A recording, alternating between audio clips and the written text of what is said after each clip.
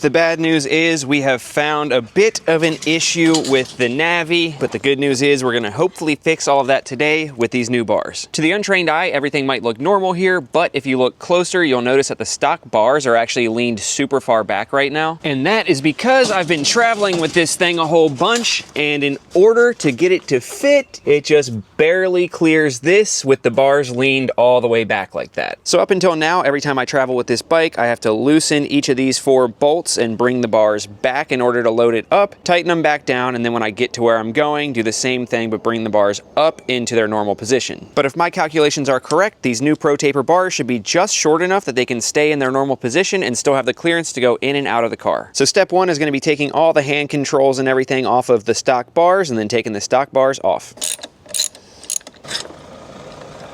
Now, one thing you'll notice on the stock bars is that there's a few holes in it. One of them is there, the other one's a little bit underneath, and then on the left side, there's one over here as well. And if you look inside of the stock throttle tube, you'll see that metal piece sticking out right there, a little plastic piece sticking off there on the kill switch, and then another one over here on the left controls. Now, those pins slide into the holes on the bars so that the controls and especially the throttle tube don't move and spin around on the bars. So what we're gonna do is we're gonna take the new ProTaper bars, we're gonna put them on and get the position that we want, and then we'll have to drill new holes. All right, I got the bars pretty much where I want them. I'm pretty happy with it. It doesn't need to be precise. I just took it down off of the center stand, sat on it, and felt about where I would want the bars to be. And now that we have that, it's time to start drilling the holes. So what we're gonna do is start with the throttle, since I think that's the most important. And in order to find out exactly where we need to drill the hole for that pin, we're gonna put the throttle tube up against the bars, and we'll see that right about here is where it's gonna need to be. So we're gonna take some painter's tape and wrap it around that spot, and then we're gonna slide this over it and clamp this down a bit, and that pin right there is going to put a little dent in the painter's tape, and we'll know exactly where to drill. Okay, so we'll just push on it so it makes a dent. Okay, so you can see right there, that little indent in the painter's tape, that's gonna be exactly where we need to drill our hole. And I recently found this super cool tool that's gonna help us do that as precise as possible. Okay, it's kind of hard to see, but hopefully you can tell that dent is lined up perfectly inside of that hole. Then we're gonna take this hollow bolt and put it right in there and tighten it down, and then we can drill through that to get as precise as possible. Okay, here goes nothing.